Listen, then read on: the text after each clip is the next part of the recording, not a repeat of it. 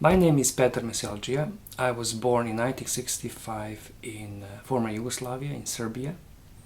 And I started my art career when I was about 15 years old by doing comics, actually. I started as a comic artist. My first comic series was published in 1981 in a magazine, comic magazine called Stripoteka, and for the subsequent 10 years I was doing comics. But somewhere at the beginning of the second part of the 80s I started to be interested in painting when I entered the art academy in my native Novi Sad city. So I was doing comics, I was painting, studying painting and doing paintings, and at the same time I started to do illustration. While I was still at the academy, I got my first illustration assignment, and it was a very little book which I did for a publisher from Slovenia. The title of the book was Peter Enkorak, and the English original title is Jack One Step. The book was written by Terry Jones from Monty Pythons, and it all lasted until 1991. When I left Yugoslavia, former Yugoslavia and Serbia, and emigrated to the Netherlands. And from the very beginning of my new life in the Netherlands, I started to earn my living by doing illustrations and paintings. And in 1993 I was lucky to get in contact with a big Dutch poster company, and from that moment and for the next 7 years I was doing posters and greeting cards for them. And that was a very important period in my life and in my career, because first of all I was able to earn relatively stable living by doing posters and cards, and secondly it was an important period in terms of practice. I learned a lot of things by doing that, which I previously didn't know about the business of commercial art.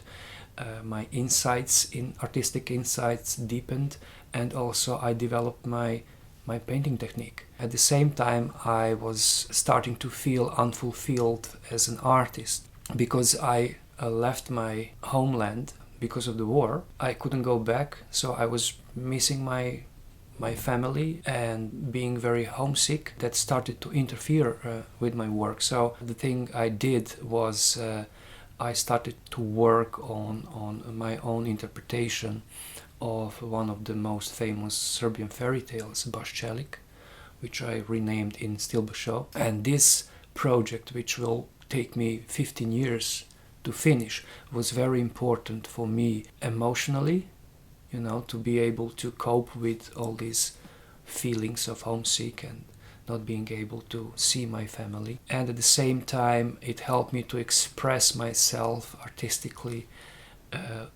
more thorough and better than I was able to do that while doing posters. I started with Still Bashaw in 1993. I was living with that project for 15 years. In the meantime I was also working on different projects, and one of these projects was the book King Arthur and Knights of the Round Table, which I did for a publisher from Taiwan. And while working on this project I was having troubles with too much work and with deadlines, so I was working 6 months day and night in order to meet the deadline, and because of that I got sick, got some problems with my back, and it was so frustrating that I was just not able to produce something which I was happy about. At the end of that period, when I finished the project, it was not published immediately because of the economic crisis that broke out in Asia at that moment. So the publication of the book was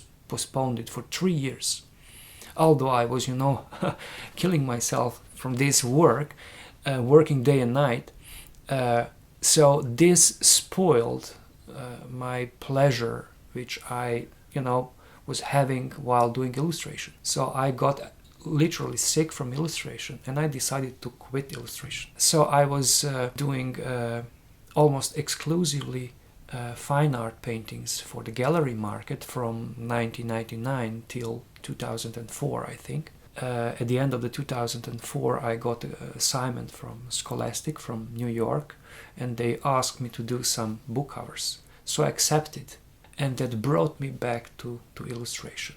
After that, I realized actually that I was not a fine artist. I was not, although I was enjoying that, doing fine art, and I have learned a lot.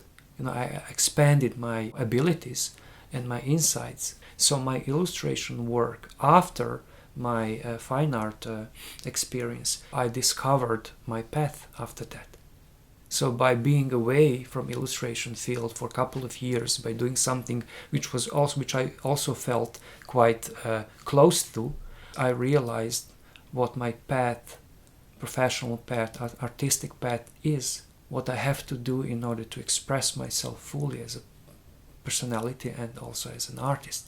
Very often these days I go back and look at my old work, especially the paintings which I did before my fine art experience, and I try to compare them with the work I did after that fine art experience, trying to understand, how far I went, how different they are, and in which respect.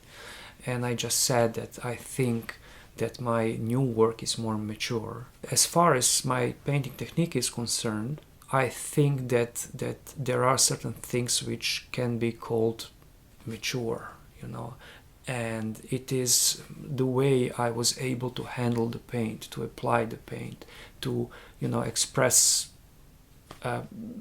my emotions through my brushwork, but at the same time to define the forms through the use of expressive brushstrokes.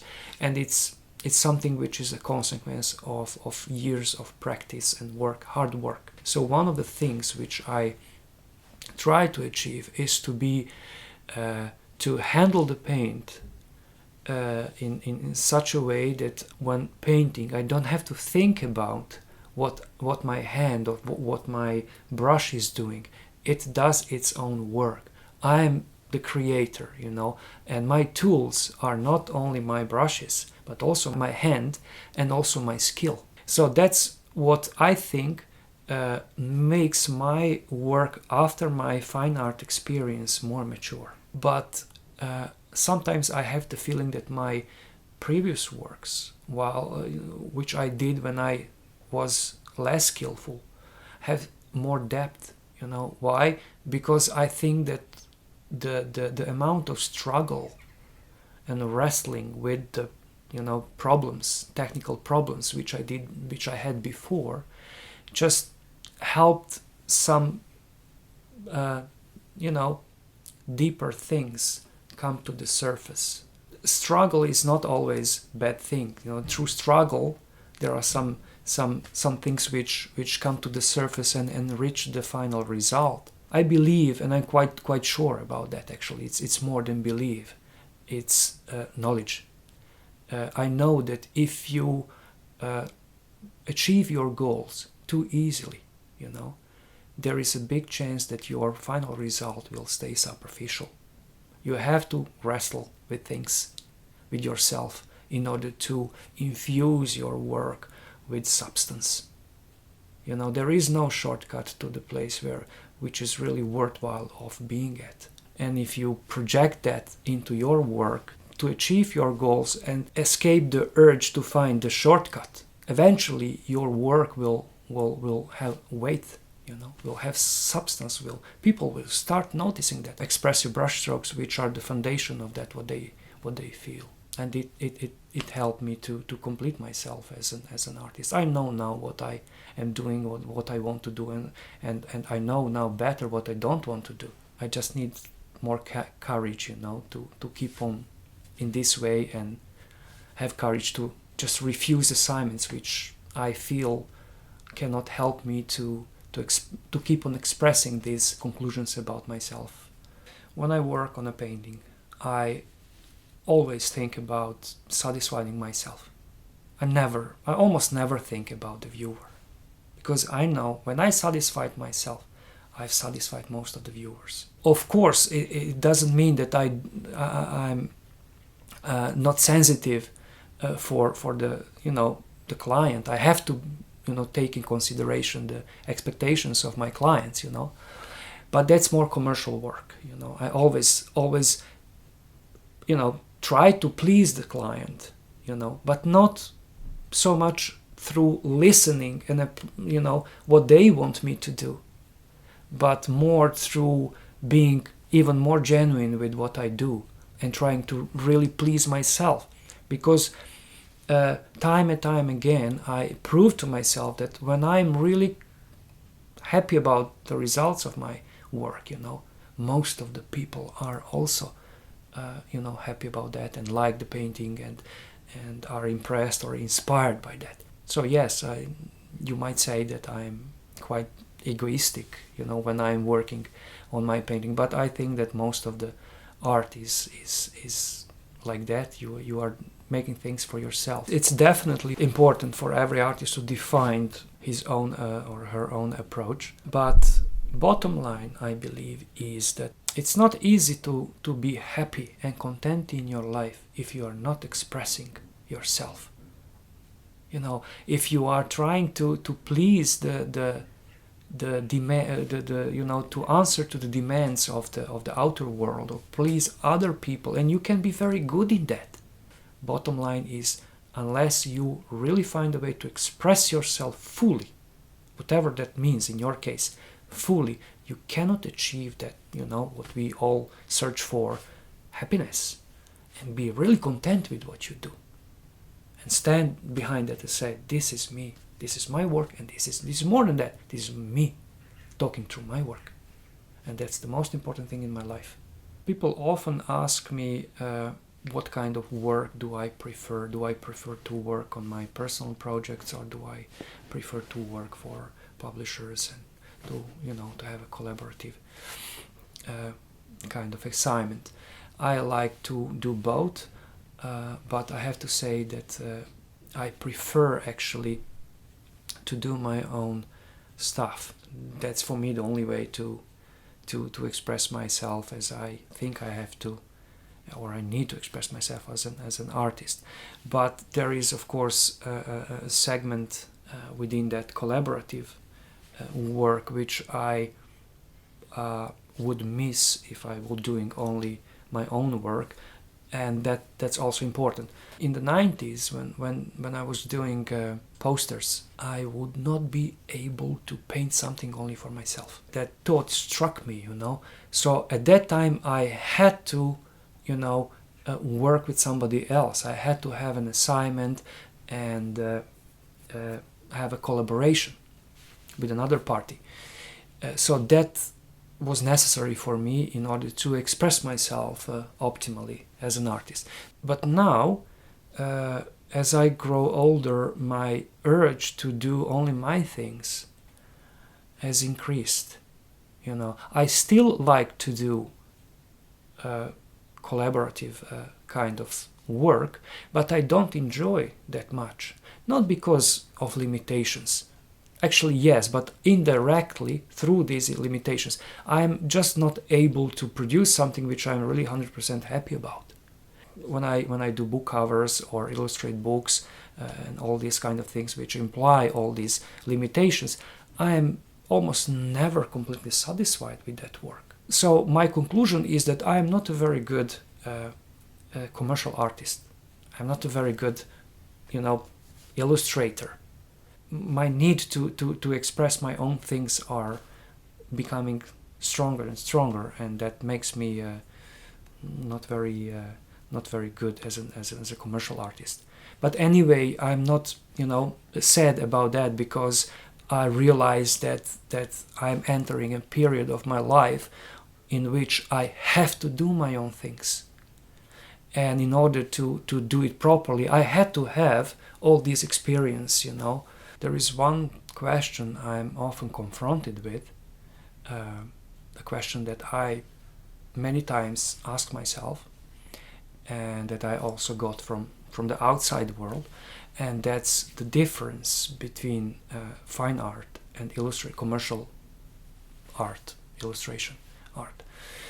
And I was thinking about that for many years, and also through my work I was also experiencing the differences and similarities. And it is a tricky question. I think there are no sharp borders between these things, You cannot divide them with one sharp line. But generally speaking, having in mind the nature of each of them, maybe I can describe the differences with the comparison. I see if we take, for instance, a journalist and a good poet, and both of them, they get the same assignment: write about this happening, something happened in the town. The journalist will give us a very specific explanation, with all these details about that particular moment. The journalist is a commercial artist. I compare him to a commercial artist. On the other side, we have a poet, a good poet, and he has got the same assignment. So what he is going to do? He's going to suggest, he's not going to talk about that particular moment, situation. He's going probably to try to explain, to come to the essence, the source of all these kind of happenings before, now, and in the future. He's going to approach that subject from that angle. This is fine artist. So the difference between the fine artist and commercial artist is, I see fine artist as a poet, and I see a commercial artist as a journalist, a very good journalist. You're a very good journalist, of course. It's not a question of who is better, but it's a question of the nature of the approach to the subject.